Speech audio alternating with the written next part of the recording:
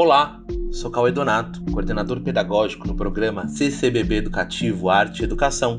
Nessa edição do Com a Palavra, recebemos Daniela Busso, que dialogará com a exposição Ivan Serpa, A Expressão do Concreto.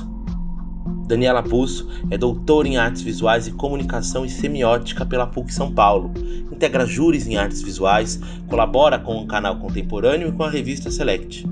Docente no curso de pós-graduação Estéticas Tecnológicas da PUC São Paulo, coordena também o curso independente de Leonardo ao Digital no Instituto Cervantes. Com a palavra, Daniela Busso. Olá, eu sou a Daniela Busso, crítica de arte e curadora, e vim aqui para conversar com vocês um pouco sobre o Ivan Serpa, sobre a obra do Ivan Serpa. A gente vai começar dizendo que o Ivan Serpa é um dos maiores artistas brasileiros. Bom, ele, para vocês terem uma ideia, ele é um artista que conhecia todas as técnicas e conhecia com rigor, sabendo mesmo o que ele estava fazendo. Importante dizer que ele foi um grande professor, que ele colocou muita gente na roda, que ele ensinou, né, em lugares como, por exemplo, a Escola de Arte do MAN, do Rio de Janeiro, que é um dos lugares mais importantes do ensino da arte no Brasil. Então, Ivan Serpa tem essa trajetória. Ele trabalhou também na Biblioteca Nacional, no Rio de Janeiro, onde ele era restaurador. Então, isso é que confere a ele esse saber do fazer, da fatura, esse saber artístico que transita e experimenta várias técnicas e que não tem medo da matéria-prima, da fatura. Então, Ivan Serpa é esse artista que começa a sua carreira nos anos 1950, num Brasil completamente inspirado, não é, na ideia de um desenvolvimentismo. É o tempo da construção de Brasília, é o tempo da primeira Bienal de São Paulo, com um crítico de arte como Mário Pedrosa, que estava por trás de toda essa arquitetura artística que viria a acontecer. Então, o Serpa pertence ao Grupo Frente do Rio de Janeiro, e aqui a gente tem uma das obras deste período, né, dos anos 1952, né? Essa obra, esse biombo aqui, é uma obra típica, não é, que representa o concretismo. Mas a gente tem que notar, quando a gente chega mais perto da obra, que apesar das formas observarem o rigor com que o concretismo se portava nas telas, aqui transparece o gesto do artista, a mão do artista. Por que que eu digo isso? Ele fazia parte do Grupo Frente no Rio de Janeiro. O Grupo Frente é um grupo também voltado para o concretismo, mas não para o concretismo rígido, seguindo todos os moldes europeus. O que eu quero dizer com moldes europeus? O manifesto concretista, por exemplo, do Theo van Doesburg, diz que a obra de arte ela não pode ter nada da realidade figurativa, nada que represente o mundo real. Que a obra de arte tem que ser apenas formas, sem deixar rastro de mão humana. Então vejam bem, no caso aqui do Ivan Serpa, ele vai fazer um concretismo, como os cariocas, aliás, mais sensual, aonde aparece esse traço mais humanista, mais humanitário. Já o concretismo paulista, que é o Grupo Ruptura, né, que a gente teve o Grupo Ruptura do concretismo em São Paulo, encabeçado pelo Valdemar Cordeiro. E o Grupo Frente, no Rio de Janeiro, onde um dos grandes pensadores que encabeçava o grupo era o Ivan Serpa. Então vejam, o Grupo Concreto Paulista vai ser mais rígido, mais rigoroso com a questão da geometria, quase chegando aos valores do positivismo, digamos assim, que ainda reinava nesse ideário de progresso na questão geométrica europeia. Já aqui, o Grupo Frente vai ser mais sensual, né? E esse biombo, então, representa esse primeiro momento do concretismo concretismo mesmo, porque vocês vão ver que o Ivan Serpa transita entre várias formas de atuar na arte. Essa fase geométrica é bastante rígida ainda, mas comparada com o concretismo paulista, muito sensual. Ele está interessado em explorar as cores, as formas, o tensionamento, não é? Entre essas listas, é uma coisa muito importante, investigando de que modo isso vibra, né?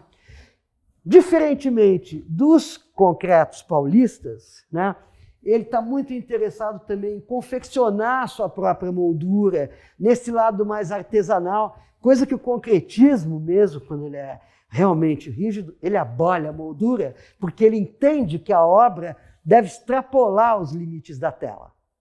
No caso dessas composições, o que a gente vê aqui? A gente vê esse mesmo interesse pelo tensionamento das cores entre as formas e, novamente, a gente vê que ele vai colocar duas molduras já nesse momento aqui. Aqui ele coloca uma moldura de metal e sobrepõe a ela uma moldura de madeira. Tudo é ele que faz. Então, essa condição artesanal no Ivan Serpa tem que ser observada e entendida, para entender, inclusive, o quanto de conhecimento, como professor, ele tinha para passar para os seus alunos. Foi um grande professor. Eu tenho que voltar a insistir nessa tecla, né? Porque isso é fundamental na própria obra dele. Porque quem ensina, experimenta e aprende com os alunos e transfere isso sempre para o seu fazer. Agora, vocês vão poder entender o que é que eu estou dizendo a respeito dessa sensualidade e dessa rigidez do concretismo. Então, vamos ver uma coisa. Nós temos duas telas aqui. De longe, se eu olho para elas, eu vou ver que elas têm tons parecidos, né, que vibram ali num nível, num naipe assim, bastante próximo, né? Eu tenho a cor preta, eu tenho um bege que se contrapõe, mas eu tenho azuis aqui do mesmo naipe. Só que esta tela é feita de um modo mais artesanal, né? É feita de um modo mais sensual. Com um close você vai ver melhor que isso daqui chega muito próximo de uma tela de pintura, mas não é uma tela. Aqui ele está trabalhando sobre eucatex, mas o que é que ele faz? Ele inverte a posição do eucatex e pinta sobre as costas do eucatex. Isso dá uma textura de tela ao trabalho, diferentemente do que a gente vê nessa obra, que é toda a questão da cor, trabalhada de forma mais chapada sobre a madeira, sobre o aglomerado, com tinta alquídica. O que era essa tinta alquídica? É uma tinta industrial que dá esse caráter liso para a pintura. Então, aqui eu tenho a ideia de estar vendo uma tela, né? Uma tela de linho, se eu for olhar com firmeza, e não é eucatex. E aqui eu vejo um trabalho absolutamente chapado do ponto de vista da cor, porque foi trabalhado com essa tinta alquídica, que era uma tinta industrial. Vejam que incríveis esses dois livros de artista que estão nessa exposição. Eles também são do final dos anos 1950, mas se você olhar para as formas que ele explora nesses dois livros de artista, realmente você vai ver que artistas como Hélio Oiticica, Luciano Figueiredo e outros artistas ligados ao neoconcretismo, enfim, trabalharam muito essas formas. Hélio Oiticica, sem dúvida nenhuma, nos seus meta-esquemas. Lígia Clark também trabalhou essas formas. E quando eu olho para esses livros de artista, o que vem nas minhas memórias é uma coisa muito singela. Eu me lembro da Catedral de Brasília, né? Então você vê que está tudo impregnado num mesmo movimento, num mesmo ritmo, não é? Os anos 50 são extremamente profícuos na produção dos artistas, mas todos estão regidos por uma mesma orquestra. Os anos 1960 são uma explosão no Brasil e no mundo todo, mas no Brasil existem algumas particularidades. Os anos 1960, 61, 62, 63 são anos que o golpe da ditadura militar, o golpe não tinha sido ainda dado, mas estes primeiros anos dos anos 1960 são um preâmbulo desse período longo que nós tivemos aqui, que foi a ditadura militar. Bom, nesse momento, o Ivan Serpa, a gente já sabe que ele é um artista sensível ao seu tempo e um artista marcado pelos ecos do modernismo. Então, a gente sabe também que os horrores da Segunda Guerra Mundial e todas essas formas de poder totalitaristas impressionaram muito o mundo todo, mas, sobremaneira, influenciaram o trabalho do Ivan Serpa. Então, quando vocês olham para esses trabalhos que eu estou vendo agora, com essa forte expressão, né, com esse vigor expressionista que ele traz aqui, vocês são capazes de me dizer, mas, escuta, ele não era concretista? Ele não era geométrico? Ele era. Mas ele é um artista que transita pelas reverberações do seu tempo. Então aqui eu já começo a ver essas obras de um forte rigor expressionista. Quando eu olho para essa tela e vejo nela fragmentos de seres humanos explodindo, fragmentos de formas, cores puras e primárias opostas, né, como o vermelho e o verde, né, pedaços de órgãos, né, de corpo humano e a forma toda expandida e, por que não dizer, explodida na tela, eu começo a ver o preâmbulo, né, de um tempo de horror que se estenderia por muitos anos no próprio Brasil e na trajetória do mundo, por que não? Né? Se nós pensarmos em guerras, como nos anos 70 houve a Guerra do Vietnã e por aí afora, a gente começa a ver que esse horror, de alguma forma, está presente nessas telas. Eu já percebo a presença de seres que não são exatamente seres humanos, mas que são animais, que são monstros, que soltam fumaças, que têm asas, enfim, eu não sei quem são esses seres, mas de qualquer forma vocês vão ver em seguida que eles também são o preâmbulo de uma fase na obra do Ivan Serpa, que é essa fase expressionista, quase abstrata, mas realmente figurativa, que vai nos remeter até a produção de um Francis Bacon. Aqui, eu já estou entre duas obras produzidas nos anos 1965. O golpe militar já aconteceu e nós temos aqui duas obras onde ele retoma uma figuração pop. Bom, essa figuração tem muito a ver com o momento em que ele estava em Paris, aonde ele teve contato com o novo realismo francês. Então, já são tempos de pop art no Brasil também. É natural que ele, que é um artista que experimenta, que vai ver pelas técnicas, que vai ver pelos movimentos, pelas tendências da história da arte e do modernismo, queira experimentar essa pop também. Mas essa pop também tem a ver com um discurso incorporado na obra, que eu vou mostrar para vocês em seguida. Eu queria chamar a atenção de vocês para essa obra. Gente, olha como ele usa o suporte com liberdade. Quem é que desenha assim na diagonal, né? E depois vem para o canto da obra, tá certo? E isso aqui, nas minhas memórias da história da arte, me traz um pouco a lembrança do Jardim das Delícias, do Bruegel, né? Quando eu vejo essa movimentação, essa coisa meio assim, movimentada na tela.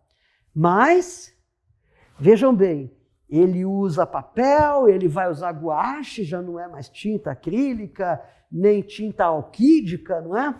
Mas, olha só que, com toda essa liberdade, ele mantém, a partir de linhas tênues, né, de traços tênues do desenho, a estrutura na obra, né? E eu vou mostrar para vocês outros trabalhos que estão no subsolo aqui do CCBB, que vocês vão ver que existe esse comportamento parecido.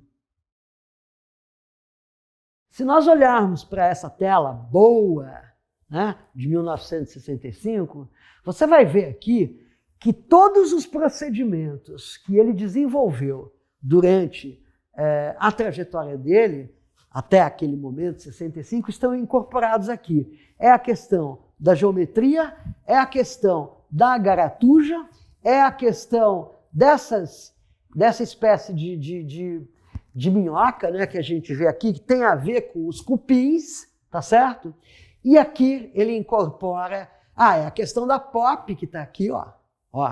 E aqui ele vai incorporar o quê? O elemento gráfico, que vai ter um momento também muito importante no trabalho dele. Como eu disse para vocês há pouco, essas obras de cunho expressionista, as coloridas que nós vimos agora, né, abrem para essa fase que eu estou mostrando para vocês agora. Então, essa é a chamada fase negra, onde ele vai produzir uma série de obras entre os anos de 63 e 64, onde ele quis representar um momento de angústia, essa tragédia humana, e provavelmente isso tem relação com o golpe de 64, né? Então, quando você olha para essa figura, você vê que a forma emerge desse fundo negro e as pinceladas são extremamente vigorosas e vão dando a expressão a esse rosto de horror, não é? E quando eu olho para essa tela, né, eu me lembro das representações de Cristo na cruz, né? Essa dor, esse sofrimento exacerbado, não é? Toda a musculatura do rosto contraída, um drama expresso nessa tela. Ele mesmo fala, eu procurei dar o sentido da tragédia humana, né? Com a ameaça da bomba atômica, eu achei que os homens estavam realmente ameaçados de serem transformados em monstros, com pernas saindo da cabeça e braços do pescoço. E aí, eu pergunto para vocês, se o Ivan Serpa estivesse vivo para representar qualquer coisa hoje, o que será que ele faria?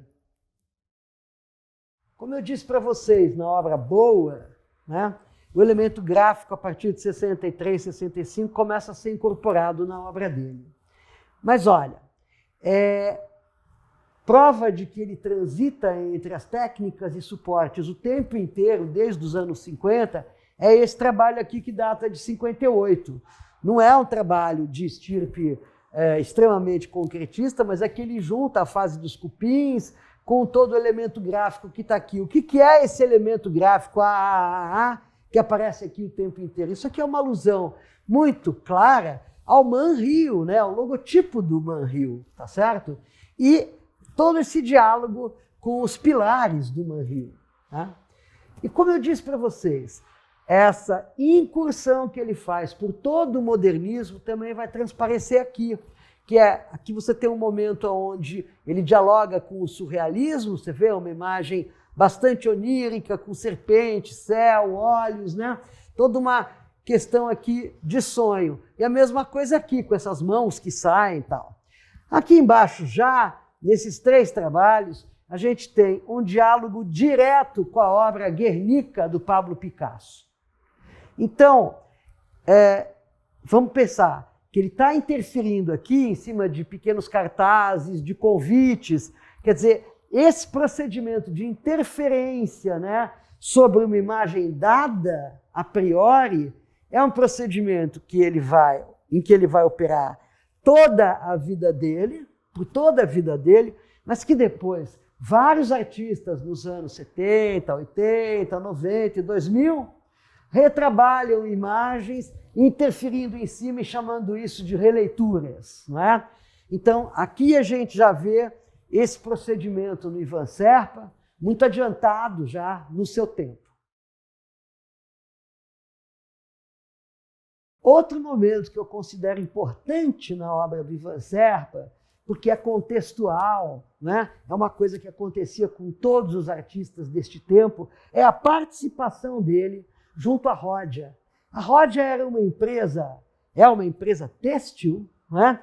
Que nos anos 60 deu o tom da moda, então chamava os artistas para realizarem alguma estampa nos seus tecidos. Ivan Serpa fez, Nelson Lerner fez, Hermelindo Firming, aqui de São Paulo, fez, Valdemar Cordeiro, Maurício Nogueira Lima, todos os artistas do movimento concreto eram convidados e também alguns artistas da pop, né? O Serpa, ele realmente participou também dessas ações, né, junto à Ródia, que foi essa empresa que dava o tom e realizava desfiles, não é? Enfim, uma coisa muito marcada na época. A história da arte nos contempla com vários momentos dentro dela em que é tratada a questão do erotismo. Só que em cada tempo o erotismo vai ser tratado de acordo com o momento, não é? Se a gente pensar um pouco na obra do Bruegel, no Jardim das Delícias mesmo, que é a obra que eu estou citando aqui hoje, a gente vai ver que esse erotismo vem carregado de uma certa religiosidade, onde a ideia de pecado aparece com muita força. Você tem uma das 3 telas do Jardim das Delícias do Bruegel, é o inferno, não é?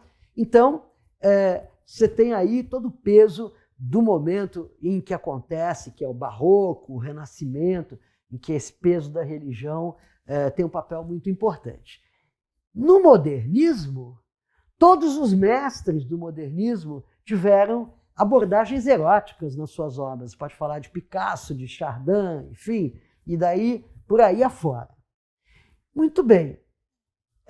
Sendo um homem sensível a estes ecos do modernismo, né, e que dialogava muito com o modernismo, o Ivan Serpa também vai ter um momento erótico bastante forte, vai trabalhar o erotismo com muita força na sua obra.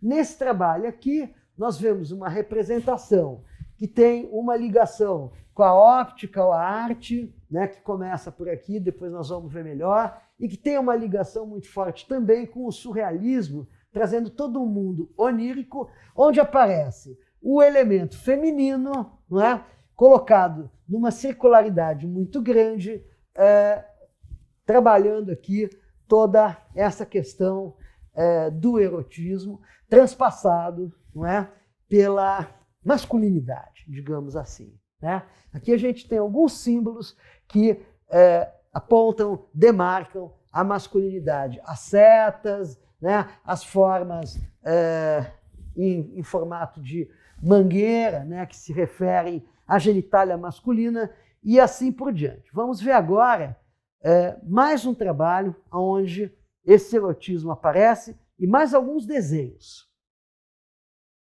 Então, essa obra, por exemplo, pertence à série Ópia Erótica, né? Uma obra sem título, datada de 71. Ela é uma obra que ela traz toda essa questão do erotismo, mas ela reúne toda essa questão da ópia arte, da onde ele traz esses elementos aminhocados, né, digamos assim, que vêm da pesquisa dele com os cupins, tá certo? Aonde ele traz essa forma que nos remete à arquitetura de Brasília, à escultura de Brasília, tá certo? E que nos remete também a uma situação surrealista, uma situação onírica de sonho.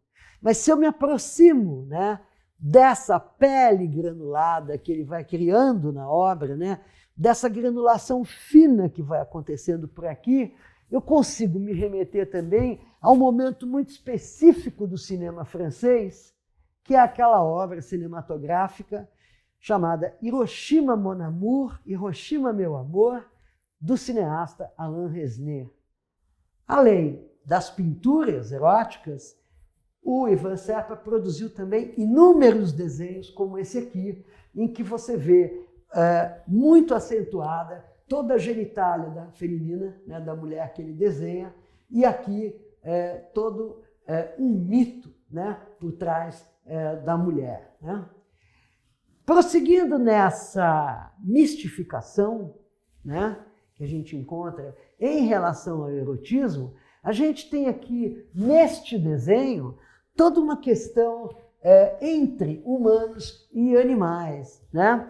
Isso acaba por nos remeter a uma produção que havia no Rio de Janeiro, que aconteceu entre os anos 50 e 70, de um artista plástico de lá chamado Carlos Zéfiro, que produziu os chamados catecismos, né, que eram histórias em quadrinho eróticas e que muitos meninos fizeram a sua iniciação de abordagem sexual. Não é? Então, aqui a gente vê todo esse bicho, meio que um bicho preguiça, né? Juntamente com outro bicho que é um jacaré com rabo, mas na verdade isso não é bem um bicho preguiça, mas pode ser um ser humano, porque aqui você tem um órgão sexual que você também não sabe muito bem o que é, outros bichos, e aqui toda a genitália feminina, né? E a genitália masculina também. Então, toda essa questão do erotismo no Ivan Serpa também é uma questão muito forte, que ele não censurou, mas eu entendo que essa produção de catecismos no Rio de Janeiro, que é uma cidade onde os artistas plásticos se falam e se falavam muito mais do que aqui em São Paulo, tudo isso é uma influência muito grande que vai acontecendo e enredando a produção dos artistas da época. No caso do Ivan, eu acho que essa influência do Carlos Zéfiro me parece uma possibilidade.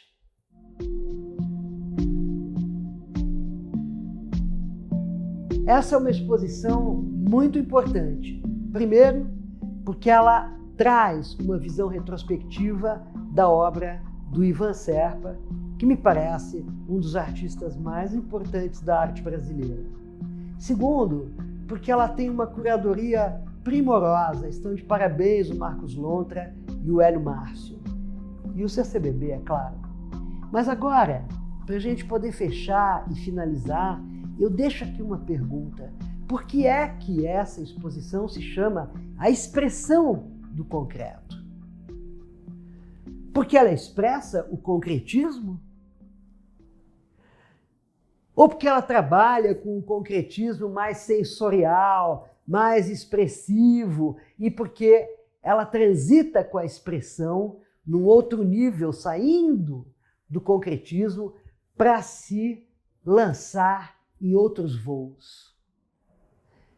Então, só tem um artista no concretismo paulista que, de uma certa forma, rompeu com esses cânones tão rigorosos do concretismo. O Ermelindo Fiammingue é esse artista que, num determinado momento, assim como o Ivan Serpa, se arrisca a trabalhar com têmpera e deixa a tinta industrial de lado e passa a fazer, dentro de uma estrutura geométrica, pinceladas em que aparece o rastro da mão humana, em que aparecem cores contrastantes, bastante diferente, né, dos cânones do concretismo, que queriam tudo chapado, tudo certo, tudo rigoroso. Então, na mesma medida que Fiammingue, mas num voo ainda mais corajoso, Serpa se lança ao expressionismo, ao erotismo e a tantas outras formas de expressão. É por isso que essa mostra se chama A Expressão do Concreto.